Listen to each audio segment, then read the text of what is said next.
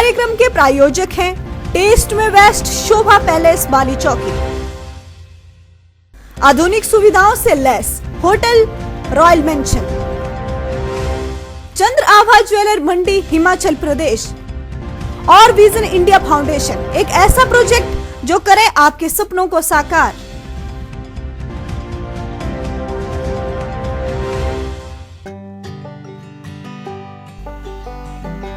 Some people eat to live, some people live to eat. We belong to those who live to eat. Dream is tasty, taste is a dream, you should try it. Taste means good, good means Shova. Enjoy Shova foods.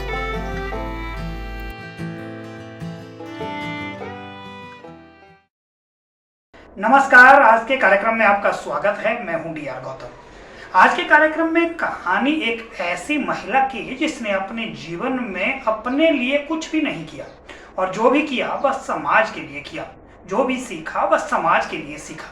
यही नहीं, इस महिला ने अपने पूरी जमा पूंजी, अपने गहने तक समाज के उस वर्ग की रोजी रोटी पर खर्च की जिसके बारे में सोचने वाला शायद कोई नहीं था। जी हाँ, हम बात कर रहे हैं कुल्लू जिला के मनाली की रहने वाली सुदर्शना ठाकुर की। सुदर्शना ठाकुर का अपना भरा पूरा परिवार है।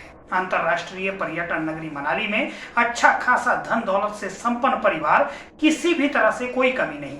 किंतु इस साधन संपन्न परिवार में सुदर्शना जब भी भोजन करती, अच्छे कपड़े पहनती, किंतु जैसे ही शानदार बिस्तर पर सोने के लिए जाती तो कई कई रात तक नींद नहीं आती।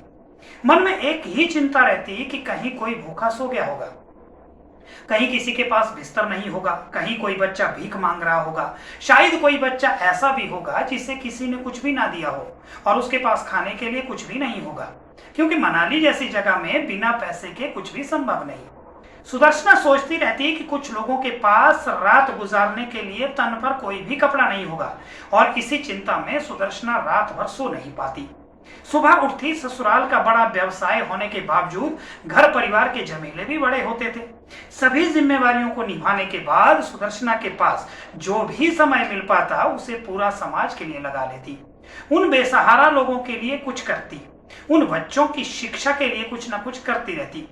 किंतु एक दिन सुदर्शना ने पारिवारिक बेड़ियों को तोड़कर आगे निकलने के लिए मन बना लिया, क्योंकि उससे सुदर्शना को धन दौलत की दुनिया कतई पसंद नहीं आ रही थी। इसलिए इन्होंने सिर्फ समाज के लिए अपना पूरा जीवन न्यौछावर करने को मन बना दिया। बस फिर क्या था, सुदर्शना ने घर गृहस्थी छोड़ खुले आसमान के नीचे अपनी एक अलग ही दुनिया शुरू कर दी। पहले ही दिन कुछ भिखारी बच्चे सड़क में दिखे, उन्हें उठा कर लाई।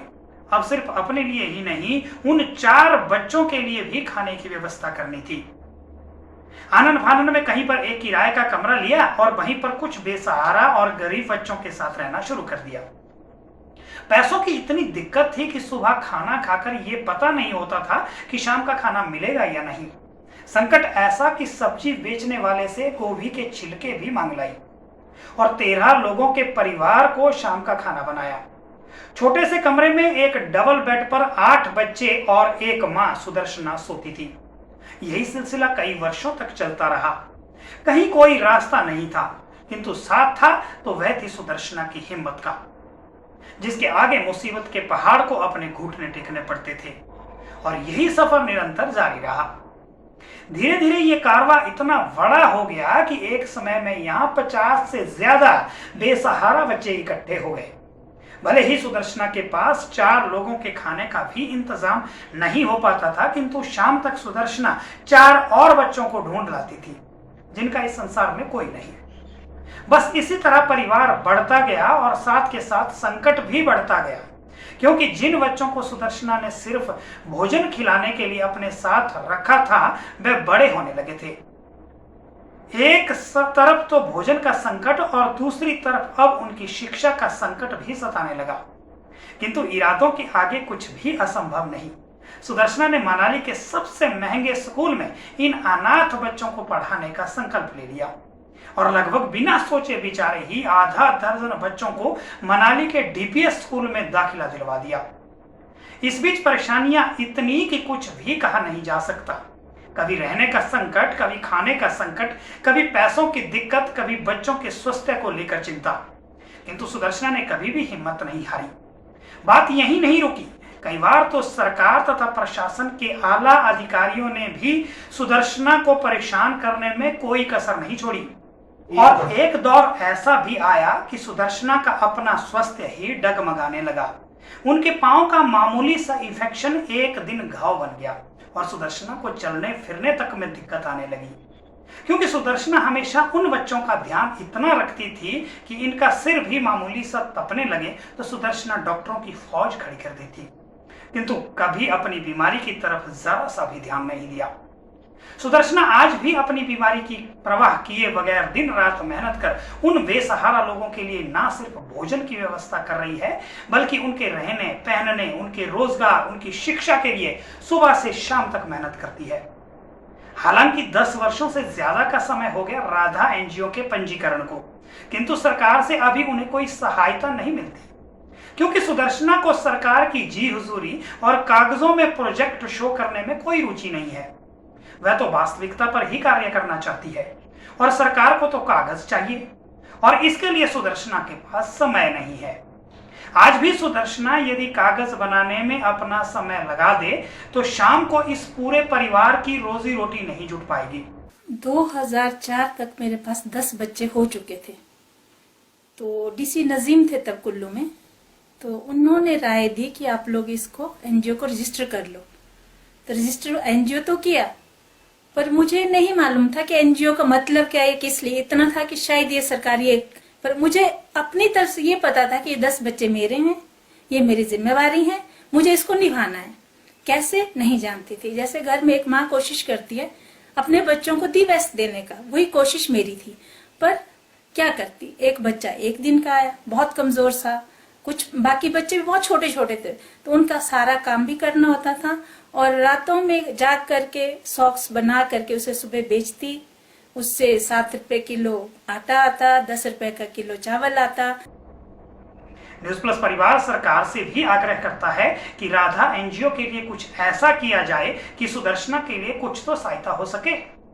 और साथ ही हम उन लोगों से भी आग्रह करते हैं जो समाज के लिए कुछ करना चाहते हैं। यदि आपसे कुछ भी बनता है तो आप जरूर करें। कुल्लू जिला के मनाली जाते वक्त लेफ्ट बैंक सड़क पर खकनाल के हरी कॉटेज में राधा का परिवार रहता है। आप यहाँ किसी भी तरह से सहायता कर सकते हैं। अनाज, दालें, आटा, सब्जियां, नए पुराने कपड़े या कुछ पैसे, जिनसे आपका अपना जीवन प्रभावित ना होता हो।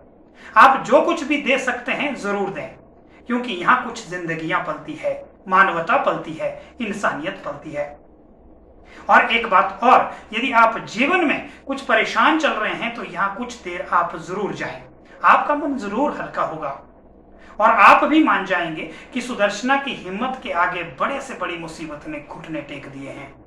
और वर्तमान में आप यदि कुछ ना कर पाएं, किंतु इस हमारे चैनल को जरूर सब्सक्राइब करें तथा इस वीडियो को आप जरूर शेयर कर सकते हैं, ताकि ज्यादा से ज्यादा लोगों तक यह वीडियो पहुंच सके और यहाँ पल बढ़ तथा बढ़ रही जिंदगियों के लिए कहीं से तो कोई सहायता पहुंच सके।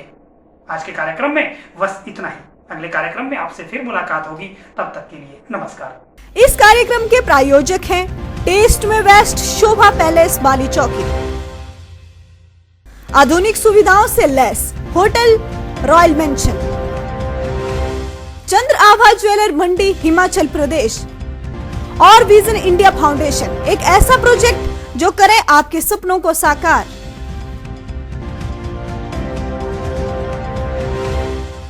गोपाल दीनानाथ ज्वेलर मंडी, यहाँ मिलेगी आपको हर तरह की ज्वेलरी और मिलेंगे ढेर सारे ऑफर। हर तरह की गोल्ड एंड डायमंड ज्वेलरी कई शानदार डिजाइन के साथ, चूड़ी, कंगन, नेकलेस, हार और अंगूठियों के बेहतरीन डिजाइन। मंडी शहर में जाना माना नाम गोपाल दीनानाथ ज्वेलर, मोती बाजार मंडी। सौर ऊर्जा के क्षेत्र में एक ही नाम, हिम सोलर। बस आप ऑर्डर बुक करें, हमारी टीम आपको देगी सौर ऊर्जा से संबंधित हर तरह की सुविधा आपके घर पर। मौसम चाहे कोई भी हो, बरसात हो या हो फिर बर्फ का मौसम, यहाँ मिलेगी आपको अनकट बिजली सभी तरह के टेक्निकल सपोर्ट के साथ। अपने खर्चों के मीटर को करे बहुत ही कम। घर, फैक्ट्री, दुकान, ऑफिस या कोई भी छोटा बड़ा कारोबार सौर ऊर्जा के साथ करे अपने सपनों को साकार। घर, गांव या हो कोई सामाजिक समारोह, मिलकर करे ऊर्जा की बचत। Pollution and sound free environment के साथ।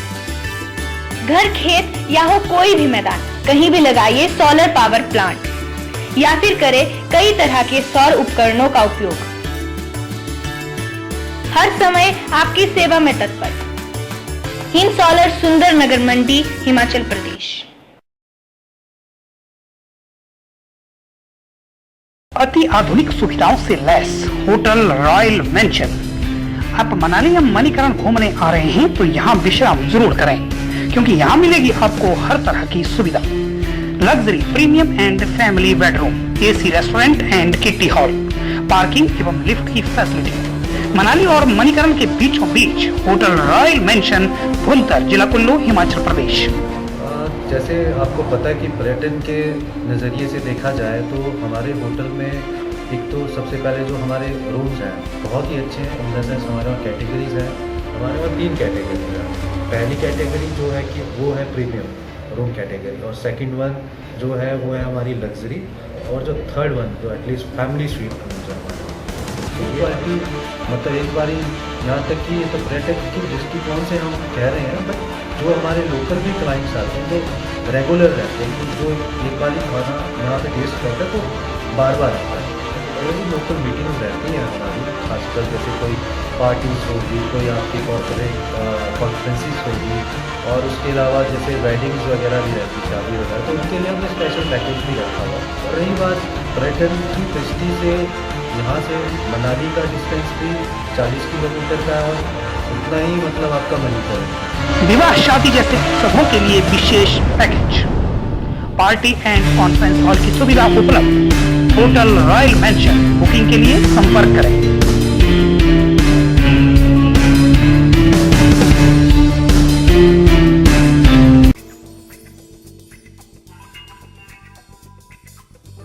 शोभा पैलेस बाली चौकी, स्वादिष्ट खाने का जाना माना नाम।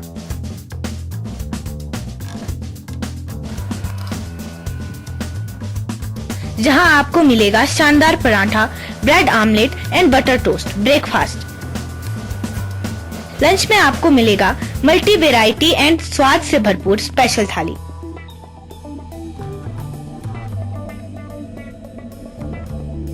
स्वादिष्ट डिनर की एक ऐसी रेंज जिसे आप कभी भूल नहीं पाओगे।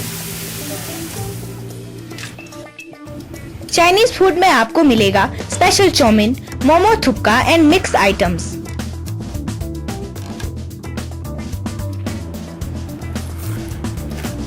साथ ही आपको आपके दिमाग को तरोताजा करने वाली स्पेशल चाय and special coffee.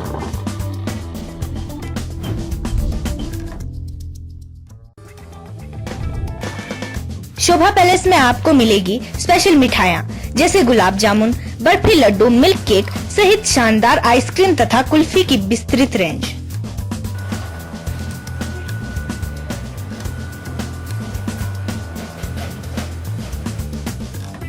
Shobha special में आपको मिलेगा स्पेशल शोभला samosa, special tandoori items, special VIP burger. यदि आपका मन तीर्थन घाटी घूमने का है तो कुछ देर यहाँ जरूर रुकिए। यहाँ मिलेगा आपको हर दिन लजीज खाना, क्योंकि टेस्ट में बेस्ट शोभा पैलेस। एक बार खाओगे कभी भूल नहीं पाओगे। शोभा पैलेस बाली चौकी, जिला मंडी, हिमाचल प्रदेश। स्पेशल ऑर्डर के लिए संपर्क करें।